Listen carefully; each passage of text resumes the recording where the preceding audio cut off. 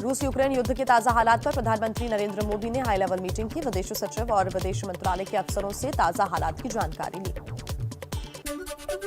विदेश मंत्रालय के मुताबिक यूक्रेन में करीब 15,000 भारतीय फंसे हैं। कीव में भी अभी भी 2,000 भारतीय मौजूद। भारतीयों से खतरनाक क्षेत्रों से निकलकर पश्चिम की ओर जाने को कहा गया है। विदेश मंत्रालय ने कहा, यूक्रेन में फंसे भारतीयों को निकालने के लिए पोलैंड, रोमानिया, हंगरी और स्लोवाकिया गणराज्य में सहायता केंद्र बनाए गए हैं। पोलैंड में बिना वीजा के छात्रों को अपनी सीमा में आने की इजाजत दी। युद्ध क्षेत्र से आज फिर घर लौटेंगे लाडले। ऑपरेशन गंगा के तहत 5वीं फ्लाइट आज पहुंचेगी। 250 छात्र वापस आएंगे। अब भी हजारों छात्र फंसे हैं।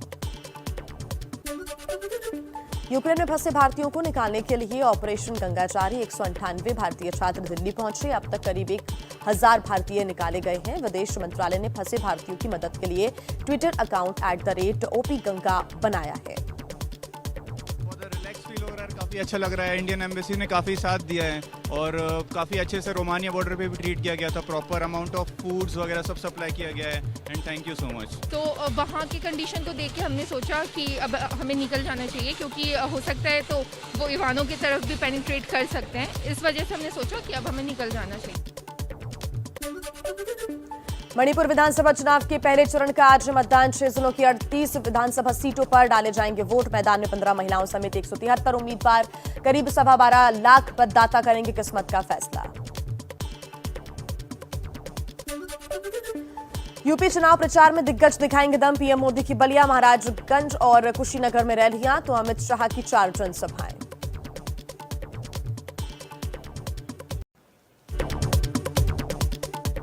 यूएनएससी की बैठक में भारत ने कहा, हमारे लिए युद्ध में फंसे भारतीयों की सुरक्षा अहम। रूस यूक्रेन के बीच बातचीत की पहल का स्वागत है। हर देश की सभ्यता का सम्मान हो। रूस की नाटो देशों को बहुत बड़ी धमकी। रूस ने परमाणु हमले से बचने वाले फोर्स को अलर्ट पर रखा। अमेरिका और नाटो ने कहा, डर का माहौल बनाना चाहता है रूस।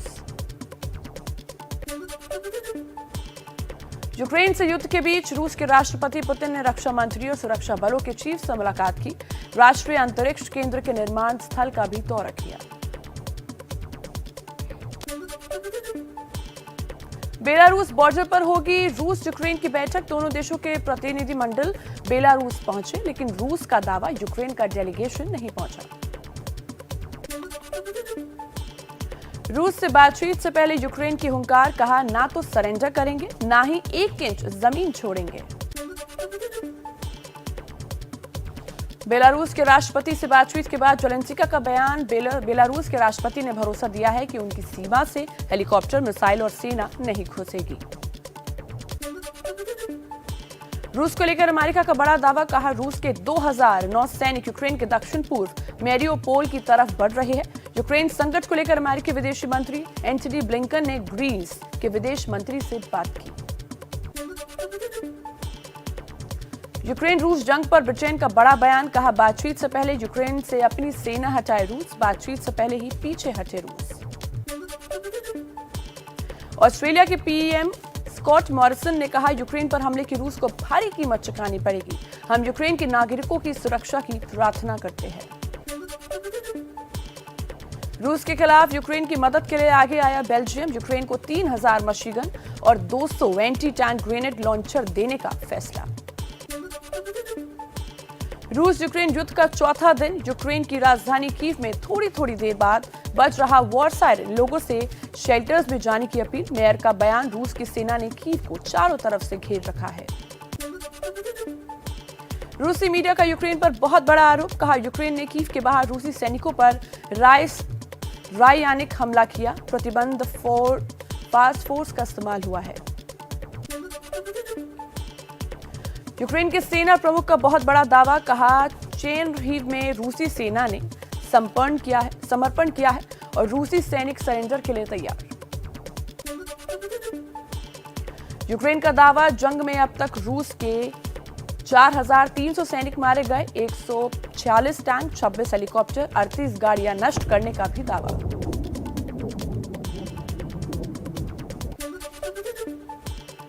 रूस का यूक्रेन के 950 से ज्यादा सैन्य ठिकाने ध्वस्त करने का दावा। पुतिन ने अपनी सेना की तारीफ की।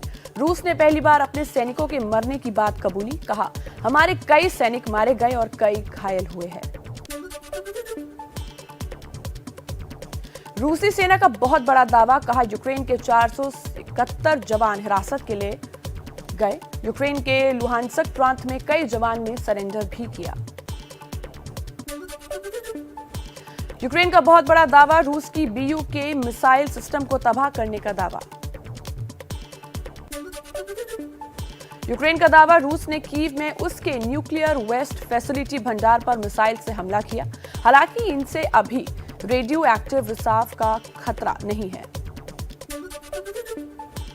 यूक्रेन की सेना का खार्किव की रूस के कब्जे से छुड़ाने का दावा। खार्किव के गवर्नर ने कहा, खार्किव की धरती दुश्मनों से पूरी तरह साफ हुई। खार्किव में घुस रही रूसी फौजों को कदम कदम पर यूक्रेनी फौजों से हुआ सामना। यूक्रेन के सैनिकों ने रॉकेट लॉन्चर से किया हमला।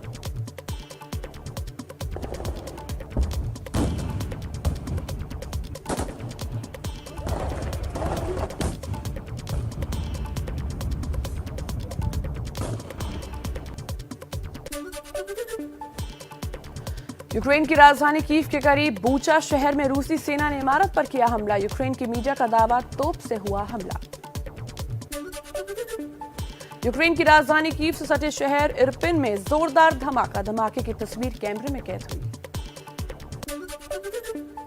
यूक्रेन के इरपिन में रूस और यूक्रेन में जबरदस्त भिड़ंत। यूक्रेन की सेना ने रूसी सैनिकों पर हमला किया। तस्वीरों में सड़क पर दिख रहे घायल रूसी सैनिक।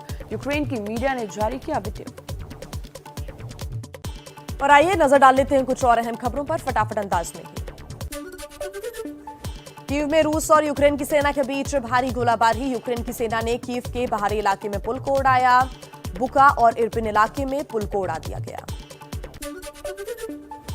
नेटो देशों से यूक्रेन ने मदद की अपील की। NATO peace keeping force Ukraine भेजने की गुजारिश की। कीव में मुकाबले के लिए सैन्य मदद भेजने की मांग। रूसी विमान के लिए हवाई क्षेत्र बंद करने की भी गुहार लगाई।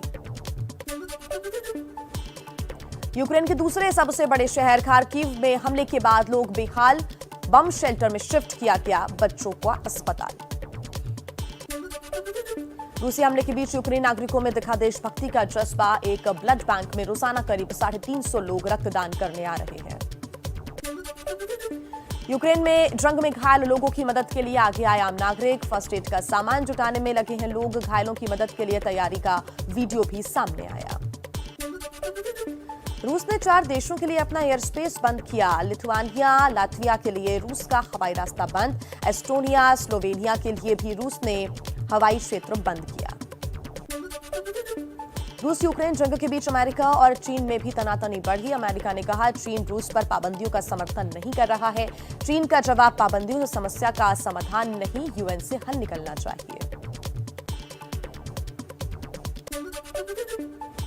संयुक्त राष्ट्र का दावा, अब तक 3,68,000 से ज्यादा यूक्रेन के नागरिकों ने पड़ोसी देशों में शरण ली। यूरोपीय संघ ने कहा, युद्ध जारी रहा तो 70 लाख लोग विस्थापित होंगे।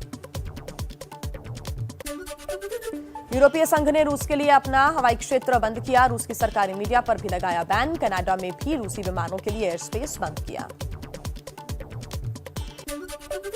यूरोपीय संघ के ज्यादातर देश रूस को स्विफ्ट से बाहर करने पर हुए सहमत। जापान भी यूरोपीय संघ के साथ। अगर रूस को स्विफ्ट से हटाया जाता है तो उसे विदेशी मुद्रा नहीं मिलेगी। रूस के लिए पैसे भेजना या मंगाना लगभग असंभव हो जाएगा।